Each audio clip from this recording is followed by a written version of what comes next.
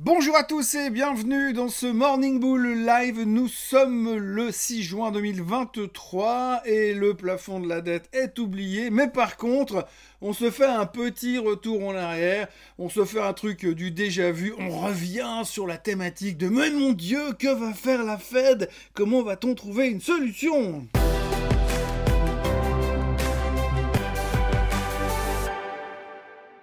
Oui, alors vous l'aurez compris, on se fait du bis repetita. Il y a quelques mois, on va dire au mois d'août 2022, on était tous là en train de se dire « Ouh là là, mais que va bien pouvoir faire la Fed? Est-ce qu'ils vont pivoter et changer de direction ?» Et on s'était excité pendant des semaines en se disant « Oui, c'est bon, on a compris, la Fed va changer de méthode pour la hausse des taux et puis ils vont pivoter, ils vont être beaucoup plus dovish et moins hawkish. » Oui, sauf qu'à la fin, ils n'ont rien changé du tout et puis on a brassé de l'air pendant des semaines pour arriver au même résultat qu'avant. Aujourd'hui, on est un peu dans la même situation. Alors, je dis pas que on va avoir le même résultat et la même correction qu'on a eu au mois d'août. Ce que je veux dire, c'est qu'on est en train de brasser de l'air en disant oui, mais avec ce chiffre-là, la Fed va faire ci. Oui, avec ce chiffre-là, la Fed va faire ça. Mais alors avec ce chiffre-ci, la Fed devrait pouvoir faire ça. Bref, en gros, on n'en sait rien, on a une chance sur deux. Petit A, la Fed monte les taux parce qu'elle veut garder l'inflation sous contrôle et surtout pas se laisser dépasser.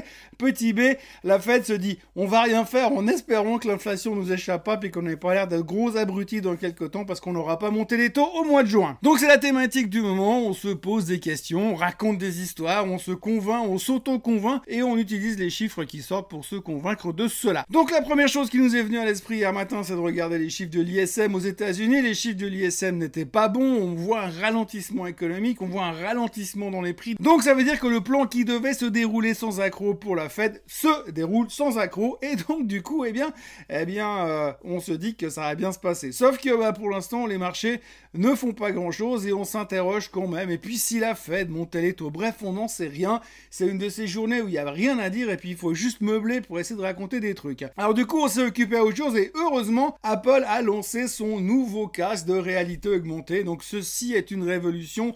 Ça va donc vous changer la vie. Votre vie à l'heure actuelle sans casque, elle est bien, mais avec le casque, elle sera mieux, probablement.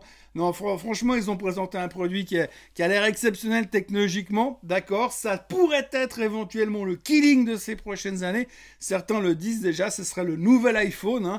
Une révolution sans précédent, peut-être jamais vue, sauf que ça va prendre beaucoup de temps. Et comme ça prend beaucoup de temps et que nous, dans l'investissement, on n'a pas de temps parce qu'on veut devenir très riche, si possible, la semaine prochaine, eh bien, les gens ont acheté la nouvelle et puis dès qu'ils ont vu que finalement le titre ne monterait pas à 400 $ tout de suite comme Nvidia, eh bien, ils ont revendu derrière. Alors, Apple, pendant quelques instants, a frisé les plus hauts, a touché les plus hauts de tous les temps pour le titre.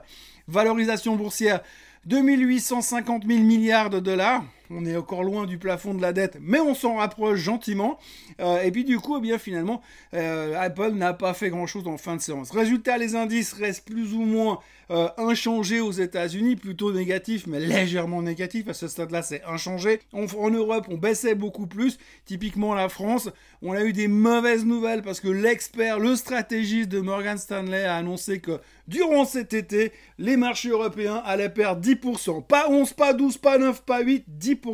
C'est l'annonce officielle de Morgan Stanley. Préparez vos ceintures, attachez vos ceintures, ça va secouer durant l'été. Forcément, il y a des orages, mais de toute façon, on sera à la plage.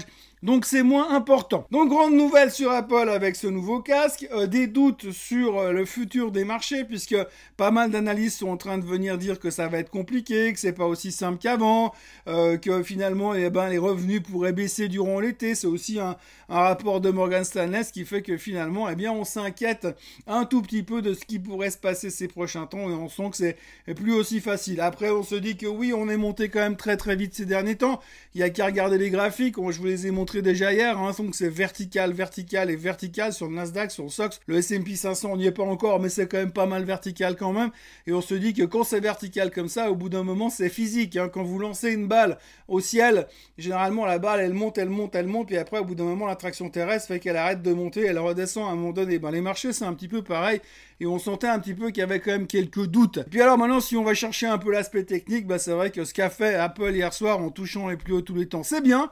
mais en même temps, ça fait quand même un tout petit peu l'impression qu'on n'arrive pas à casser les plus hauts de tous les temps. Alors attention, vu le mouvement haussier qu'on s'est fait ces derniers temps, est-ce qu'on a encore du jus pour continuer? Eh bien la réponse, on l'aura peut-être avec ce que va nous annoncer la Fed la semaine prochaine, parce que selon ce que va nous annoncer la Fed, eh ben, peut-être que ça va tout changer. Alors je me demande justement ce que ça pourrait changer. Parce que concrètement, si on nous dit demain on augmente les taux de 0,25%, ça va changer quoi? Parce qu'on va se dire, oui, ils ont augmenté les taux de 0,25%, mais cette fois, c'est sûr, c'est la dernière, ils les monteront plus jamais. Un peu comme on avait dit au mois de mai d'ailleurs.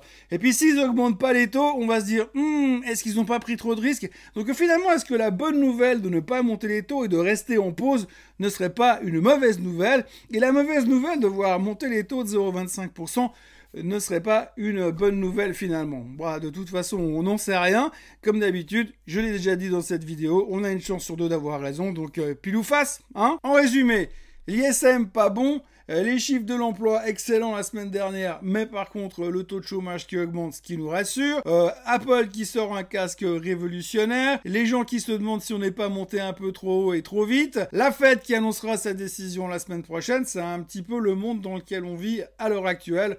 On retiendra encore une chose assez intéressante, c'est Binance. Alors Binance est officiellement, Binance, peu importe comment on veut l'appeler, eh bien est officiellement attaqué par le gouvernement américain qui lui reproche d'être un exchange frauduleux. Alors le seul problème qu'on a nous dans les marchés financiers, c'est que si Binance est attaqué en justice et que ça devient très compliqué, on peut rien faire parce qu'ils sont pas cotés en bourse. Donc c'est embêtant parce que personne peut shorter. Donc du coup, qu'est-ce qu'on a fait? On s'est dit, qu'est-ce qu'on pourrait bien faire pour payer la mauvaise nouvelle de Binance?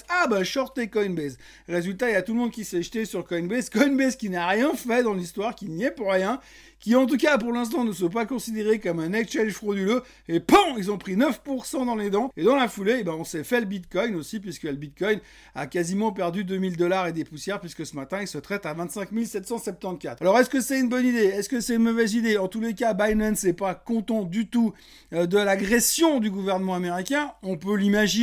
Ils sont en train de se défendre avec véhémence, comme on dit. Simplement, en face d'eux, ils ont des têtes de mules qui veulent absolument réglementer les crypto-monnaies par tous les moyens et qui ne vont pas se laisser faire, donc ça risque d'être un petit peu compliqué. Enfin, sujet à suivre ces prochains temps qui vont remettre un tout petit peu et les crypto-monnaies au goût du jour. Voilà, autrement, ça fait partie de ces journées où on se demande pourquoi on est venu. Hier, ça faisait partie. Aujourd'hui, j'ai pas l'impression que ça va être beaucoup mieux. Les futurs ne font pas grand-chose. Il y a quasiment aucun chiffre économique nulle part dans le monde. Oui, il y a les factory orders en Allemagne et puis le Red Book aux États-Unis, mais tout le monde s'en fout en général. Donc on n'a pas grand-chose à attendre de ce côté-là. On a quand même pas mal de commentaires négatifs qui sont arrivés, qui mettent un petit peu la pression. Mais en même temps, on se dit que peut-être mercredi prochain, la Fed pourrait tout changer. Alors entre deux, on ne parle absolument plus des problèmes de liquidité du marché obligataire. On ne parle absolument plus du tout du fait que potentiellement, il se pourrait que le gouvernement américain vienne emprunter un tout petit peu d'argent parce que sauf erreur, les comptes ils sont à zéro en ce moment, ou alors on nous aurait menti. Mais en tout cas, pour l'instant, on attend de voir ce qui va se développer sur les marchés financiers, mais c'est très très très calme. Et je peux vous dire, ça fait un moment que je traîne mes guêtres dans ce métier. Et rarement, je me suis retrouvé dans la position en disant « Ah, mais qu'est-ce que je vais bien pouvoir raconter ce matin ?» Eh bien, aujourd'hui, ça faisait partie de ça.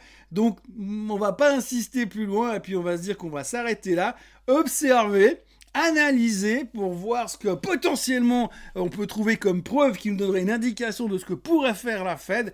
Et puis, on en reparlera mercredi prochain. Mais dans l'intervalle, comme je serai quand même là demain matin, on va en reparler demain matin. D'ici là, n'oubliez pas de vous abonner quand même à la chaîne Suisse Côte en français. N'oubliez pas de liker cette vidéo si vous avez aimé, de la partager, d'en faire de buzz sur les réseaux sociaux et de revenir, bien sûr, demain matin. Passez une très bonne journée. Bye bye.